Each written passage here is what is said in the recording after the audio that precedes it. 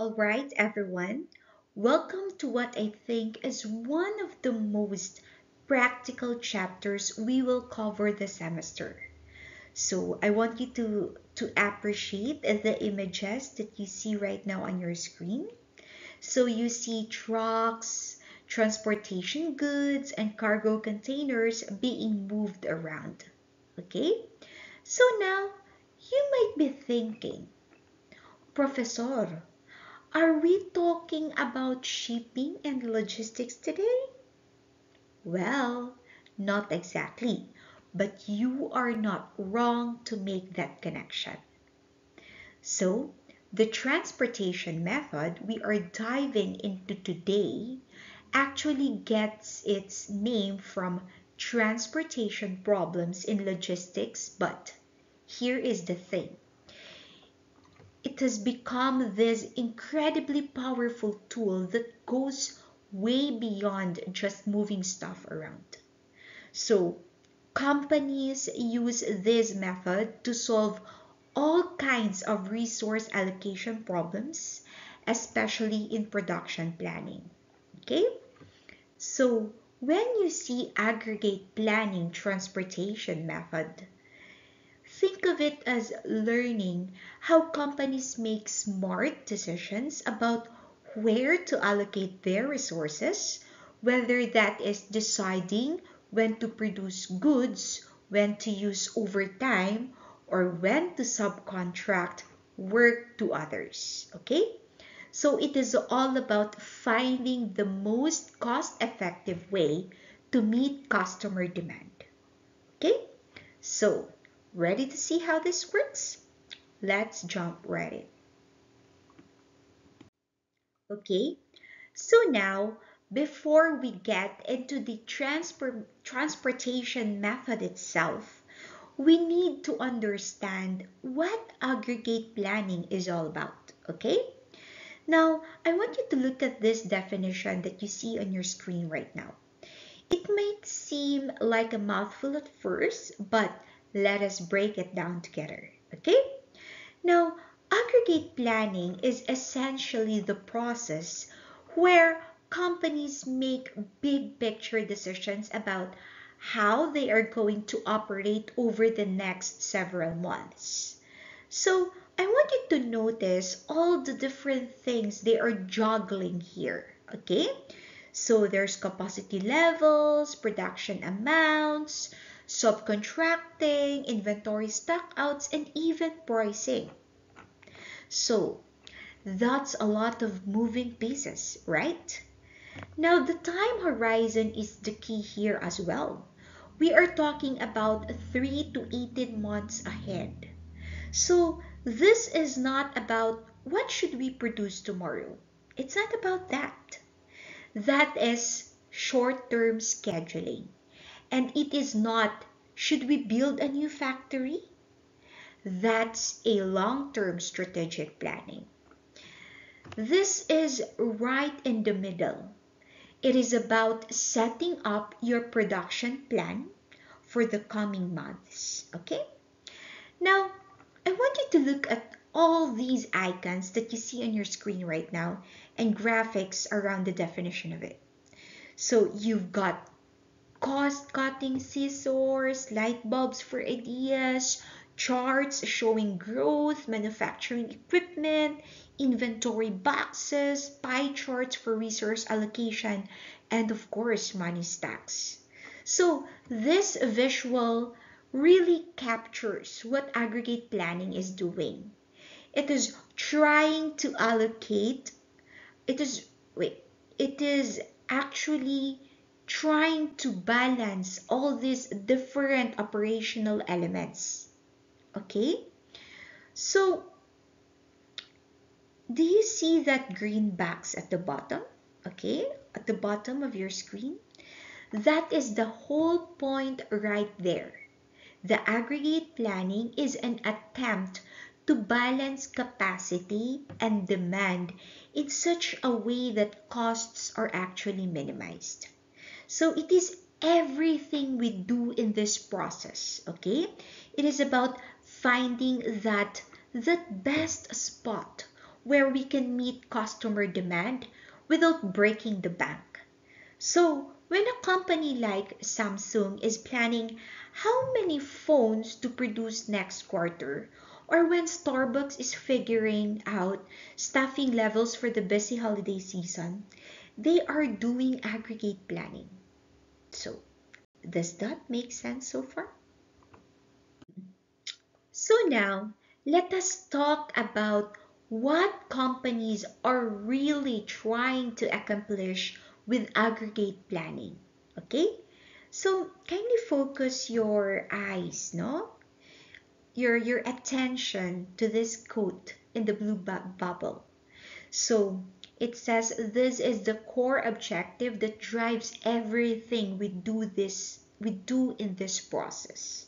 So the objective of aggregate planning is usually to meet forecast demand while minimizing cost over the planning period. So let me emphasize the word usually because it is important. Most of the time, yes, companies want to minimize cost, but sometimes they might prioritize other things like maintaining employment levels to keep their workforce happy or ensuring they never run out of stock even if it costs more. But let us focus on the typical case. Notice it says meet forecast demand, okay? Not exceed it, not fall short of it, but you have to meet it. So companies want to produce just enough to satisfy their customers without overproducing and wasting money on excess inventory. Now look at this little illustration on the slide, okay? So you see a businessman with what appears to be a planning document or chart. And around that businessman are these three key elements. So you can read their capacity, demand, and management, right? So this visual is showing us that the manager is literally juggling these three things, trying to find the right balance. So the capacity represents what the company can produce, their machines, their workers, and their facilities. And the demand there actually represents what customers want to buy. And the management, that's the decision-making process. The aggregate planning itself that tries to match capacity with demand in the most cost-effective way. So this is exactly what we will see the transportation method help us do. Okay? So it takes all these competing priorities and finds the mathematical optimal solution. All right. So now we get to the star of today's show, the transportation method.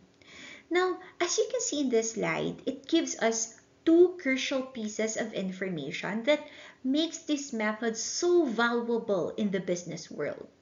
So the first bullet point, it says it produces an optimal plan. Now let me stress this word optimal because it's a big deal, okay? When we say optimal, we are not talking about a pretty good solution on a reasonable solution. We are talking about the mathematically best possible solution given all your constraints. Now, there is no guesswork here. No, there is no let us try this and see what happens. No, it doesn't work that way. The transportation method will find the best answer. Okay? Now let's go to the second bullet point, which tells us what kinds of decisions this method handles really well.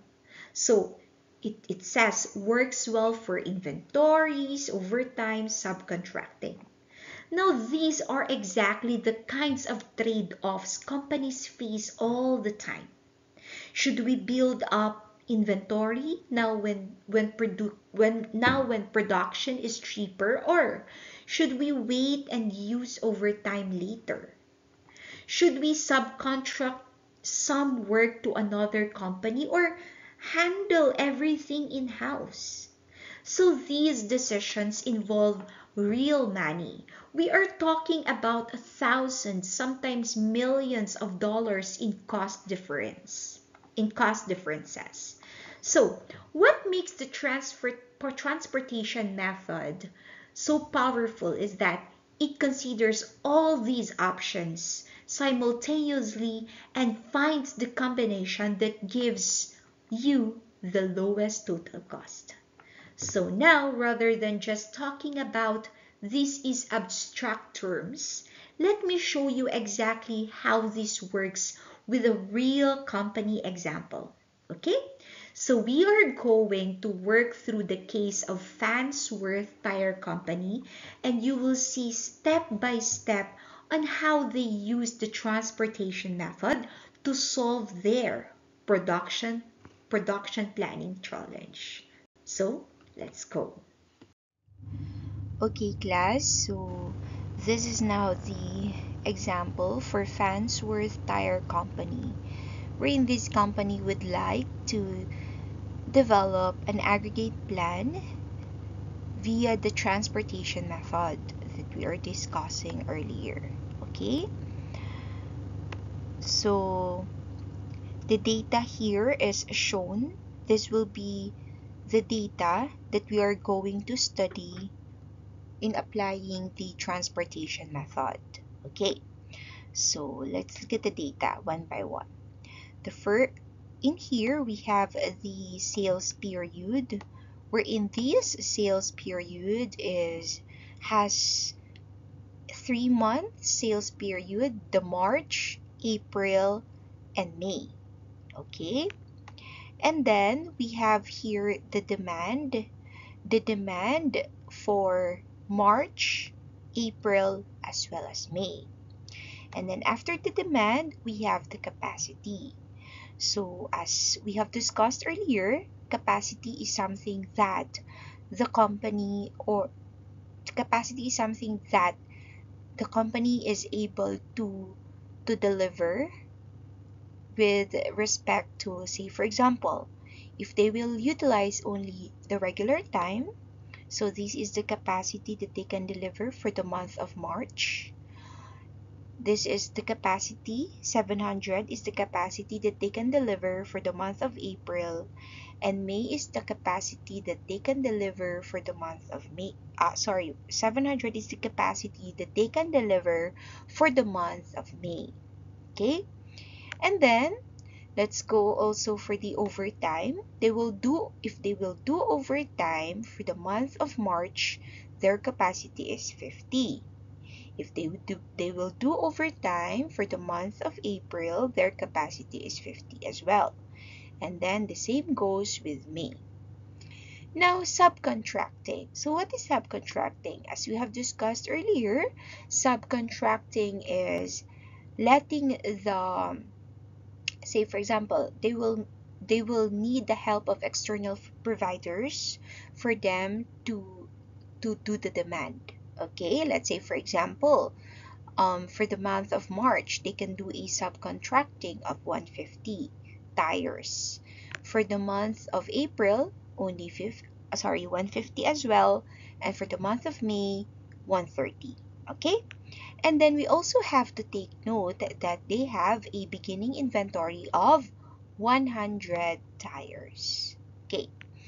Now, the table here shows the costs per capacity, as well as the carrying costs. Okay, let's go for regular time. Okay, for regular time, if you will create the demand using the regular time only, then per tire will cost $40. Now, if regular time is not enough, that's why you have to do overtime. So the cost per tire for that overtime is $50 per tire. Now, if these overtime is not enough, then we will do subcontracting. That is why, as you have noticed, subcontracting is more expensive. Okay, so it is $70 per tire. Now, take note. we have a carrying cost. So what is this carrying cost? So this carrying cost means that, for example, the capacity that you have made for this month will be carried to the next month, or the tires that you have made for this month will be carried for the next month. Then the cost of that is $2 per tire. I mean, additional $2 per tire above from these existing costs that we had for that specific sales period. Okay, so for you to better understand, let's go to the next example. We will do the transportation method. Okay, so this is how transportation table looks like. You will be the one to create the transportation table. Okay, and the first, as you have noticed, I have also shown here the given so that it will be easy for us to transfer the given data to the transportation method. Okay, so that's it. Now, we're going to start with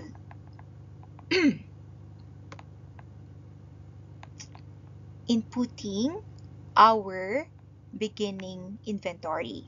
So our beginning inventory here is 100. So where did we get this 100? There it is given. Okay, now the next one is, of course, we have 100 here. It is utilized already in the period 1, so there are no more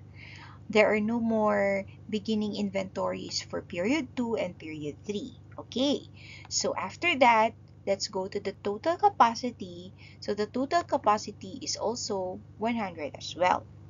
Okay, and then let's proceed to the next given.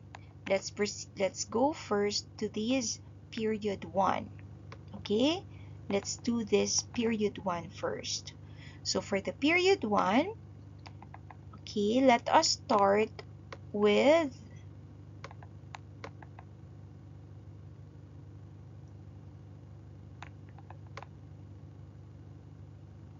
kindly follow the transition that you see on your screen. March for the first period. For the first period of March, so the goal of this presentation right now that you see on your screen is we will just input. Okay, remember, we will just input the capacity available. So we go first with the regular time. So for the regular time, then we have 700. Okay, we just input what is given. We just input 700 came here. So we just input what is given from this table. So what is next? The next is overtime.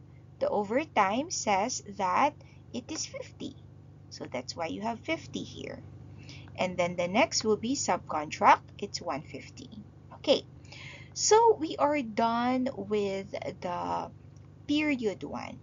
Now let's proceed to period 2. Okay, so the same process.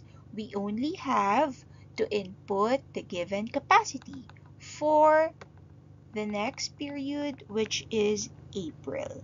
Okay, so the same process. So there, regular time for April is 700, overtime for April is 50, and subcontract for April is 150. Okay, so we are done with period 1 and period 2. So we will proceed now to period 3. Okay, so this is the data for the capacity of period 3. Okay, so the regular time for period 3 based on the table is 700. The overtime is 50 and the subcontract is 130. So now that we are done transferring the data from the given table to our transportation table, then we will proceed to transferring the data of the demand. Okay, so where can you see the demand? It is over here. Okay, kindly focus your attention on the pointer. It is over here. Okay, so let's proceed now. Let's go first. What is the demand for the month of March? That is 800. Okay, so 800 is here already. We will place the demand in this part. Next, what is the demand for April? There you have 1,000. What is the demand for May? There you have 750. Okay, so after we have transferred the data with regards to the capacity to the transportation table, as you can see it is here already, we will now transfer this. As you can see there, it is stated here, important points. Okay, wherein the first one, it says carrying costs are $2 per tire per month if goods are made in one period. So let's say, for example, if goods are made in March and held over to the next, or you will held over that tire that you have made in March, you will held over that to April and then to May. Okay, so it means you have additional $2. Okay, so the holding costs are incurred. Okay, so let's just focus on this first. And yeah, by the way, the second important point says supply must equal demand, so a dummy column called unused capacity, where can you see that? It's over here. Okay, is added because of course supply must be equal to demand. Okay, now the third one, because back ordering is not viable in this example, cells that might be used to satisfy earlier demand are not available.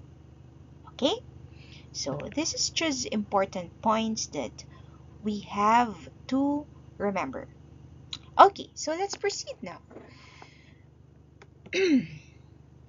Now, the goal of this presentation for this specific slide is I will be showing you how are we going to input the costs that is given from the cost table, as well as this first point, which is the carrying cost. Okay, so let's proceed now. So the cost for, let's focus first on period 1. So let's just input. Now the question is, where are we going to place the cost? It is over here in the gray box. It is where we're going to place the cost. Okay, so let's start. Now for regular time, for period 1, we will start with the beginning inventory. So as you can see in the beginning inventory, okay, for period 2, say for example, we have to carry over this beginning inventory from period 1. So the cost of that beginning inventory, if carried over to April or period 2, will be $2 already. So from 0, it became 2. Okay, as said in this points. So what do you think will the cost will be for me? What do you think? Okay, so for me, it will become $4. Okay, because we had carrying costs of $2 per month. Okay, so let's proceed now. So to the first period. For the first period, the same process. Okay, so in here, since we are focused in the first period, we have to fill up all these column. Okay, so we will start with the regular time. For the first period, the regular time is $40 per tire. Okay, and what happens if the demand or the tires that you have created for March will be carried over to April? So there you have $2 per tire per month additional. So what do you think will be the cost if it's carried over to April? Okay, let's see. Then that will become 42. Why 42? Because we have a carrying cost of $2 per tire per month. So what do you think will happen if this 42 or the carried over inventory here in April will be then carried over again to May? What will you think will happen? Okay, let's see. Then that will become 44. Okay, so I hope you got the process of this carrying cost on how to input this one in the transportation method. So the same process all throughout. So let's try in here the overtime. Okay, so for the overtime, what is the cost? So that is $50 per tire. So that will be $50. And then what will happen if it's the inventory from March will be carried over to April? Then that will become 52. Then what will happen again if that inventory will be carried again to May? Then that will become 54. Okay? Then unused capacity is 0. So let's go. For the month of March, the cost of, if we will do subcontracting, if we will have the work done by the outsiders or the external provider, then the cost will be $70 per tire. And then for period 2, that will become 72, the same process, then 74. Okay, so we are done with period 1. So now let's go to period 2.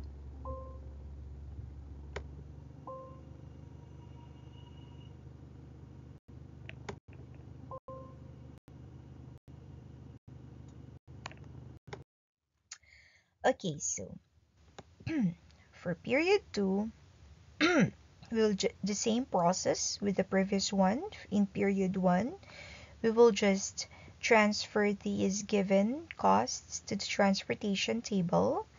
So now we will place these costs in this column because this is where the period 2 is assigned. Okay, so now the same process. So we will just transfer. Regular time for period 2 is 40. For period for the overtime, we still have to input this one, 40, and the carrying costs. If this inventory from period 2 will be carried over to me, then that will become 42, and then we will have an unused capacity. So the same process for the overtime, then we will have 50 carried over to me, it will become 52, and then an unused capacity of 0.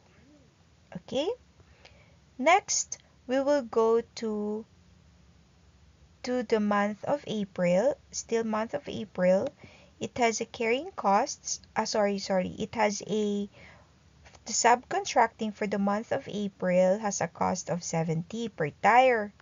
And then if that inventory will be carried over to May, then that becomes 72. And then we will have an unused capacity of 0. Okay, so that's it.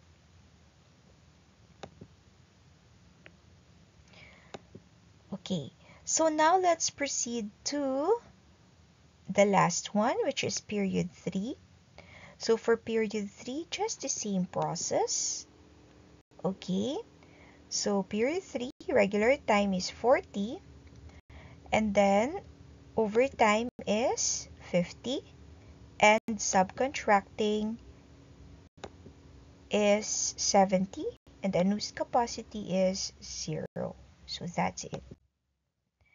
Now, after we have input all the given data, because that is what we just did earlier, we just actually input all the given data. Okay, we just input all the given data from the table that is given to our transportation table.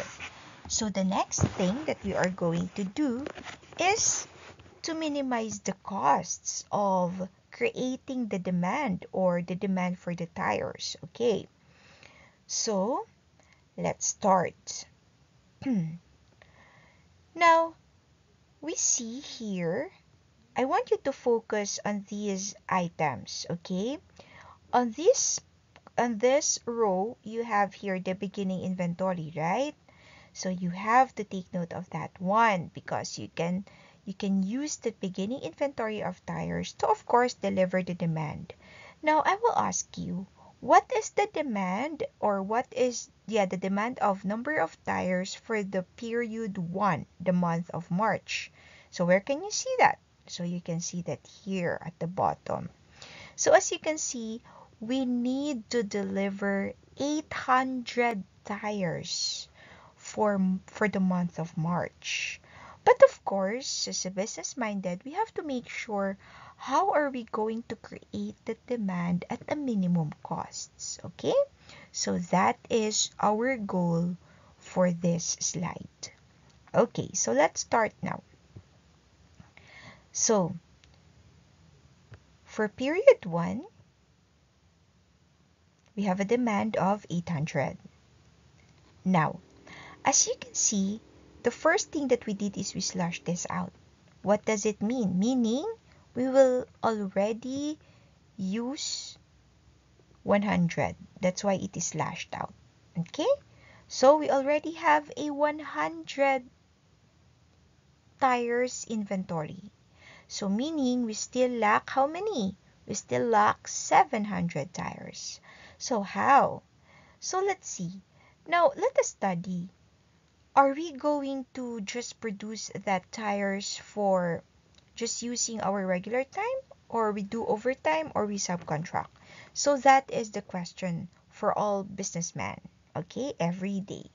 So, of course, since we want to minimize the cost, then we will utilize first the option that will give us the minimum costs. So in this case, the option that will give us a minimum cost is what? Is it regular time, overtime, or subcontract? So of course it is regular time because it is only $40 compared to overtime that is $50 and compared to subcontract is $70. So we will utilize first the one that will give us the minimum costs. So that's why the capacity, so that's why we go for $40 because that is the regular time. And as you can see, the capacity of that regular time is 700.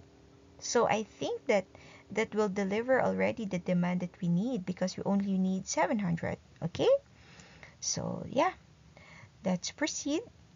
Which one is the lowest cost? It's 40. That's why we chose 40. Then 700, and then the next one we have to slash out the 700 because we will be using that one. Okay, so then we deliver already our demand for the month of March. We already have 800 tires. Okay, so we will proceed on period 2 or for the month of April. So period 2 or for the month of April, how many demand are we going to deliver? So that is 1,000. So the same process, we still have to utilize first the one that will give us the minimum costs. So as you can see, we still didn't utilize the capacity for period 1, okay, overtime and subcontract. That is why we can still include it in our options for delivering the demand for period 2 which is 1,000 tires. Okay, so let's proceed. So there, we still included it because it's still available. The capacity of this one are still available. So we still have to utilize it. Okay, now for these costs shown here, which one is the lowest? Okay, which one do you think? Is it 52, 72, 40, 50, or 70? Of course, it is 40. So that's why we will now utilize this 700 capacity to deliver this need of 1,000. Okay, so now we already have 700, so that will be slashed out. Okay, so we still need how many to deliver this 1,000? We still need 300 more tires. So the same process. Which one is the lowest cost? So we still have 52, 72, 50, and 70. So the lowest is 50. So this 50 overtime, meaning we will do overtime, has a capacity of 50 tires. So now we already have 750 tires. So meaning we still need 250 more. So the same process. We look at what is the best way to deliver that 250. So which one is the lowest cost that has not been utilized yet? So that will be 52. So the 52, or that is the overtime from the period, that is the overtime, meaning we will utilize the tires that we had from period 1 will be utilized or will be used. Okay, the tires that you have created from period 1 through overtime that has been carried to April will now be used. Okay, wherein we had 50 tires that is carried over to April. Okay, so we will use that one. Now we have 800. So the same process. Which one is the next lowest? Which one is the next lowest? Then we have 70. Okay, this one, subcontract. We will do subcontracting. We need help from external providers. So 150. Okay, now we have 950 and we need 50 more tires, okay, to deliver the demand for April, which is 1,000. So as you can see, we are left with one option, which is this option is these are the tires that were carried from the month of March. That's why it cost 72. So we have a capacity of 150, but we only need how much? How many tires? We only need 70. We only need 50 more. So that's why that means that we will have an unused capacity over here. Okay? So that is how you input the data. So that's it. So there we go. We can now deliver 1,000 tires that is requested or that is demanded by our client. Okay. So now let's proceed to the third period. So the third period is what is the demand for the third period? Demand is 750. So the same process, okay? The same process. We will choose the one that has the lowest cost. Now, as you can see, class, in this part, since do not forget that we have an unused capacity here, so there are still capacities that we can use to deliver the demand. So this is the unused capacity, okay, which is coming from the month of March. That's why it became 74 already because of this carrying cost. So we have an unused capacity of 100 that maybe later we will utilize this one if there are no more options available, okay? So let's proceed. So the lowest cost is 40. And 40, regular time. We do regular time. And the cost of doing the regular time is $40 per tire. So the lowest cost is, 40. So we will have 700. That's why we will slash out 700. Okay. Now, what is the next lowest cost? We have 50. And that will be enough because we already have 750 on hand. So there we go. Okay. So the next thing that we're going to do is we have to, as you can see, I have a box here that is color green. So we have to sum up all the unused capacity that we have. So our total unused capacity is 100. And then remember this one was not utilized. So 100 plus 130. So that is 230. Okay? And as you have noticed, we also sum it up.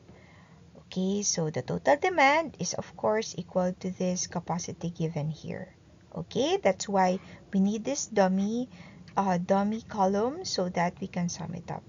Okay, so the next thing that we're going to do is to compute for the total costs. So the first one that we're going to compute is the total cost that we have for the month of March. So how did we do this? So just this one, 100 multiplied to 0. Why 0? Because the cost is $0. And then our 700, we multiply it to $40. So the total cost for delivering this demand is $28,000. Now let's proceed to period 2.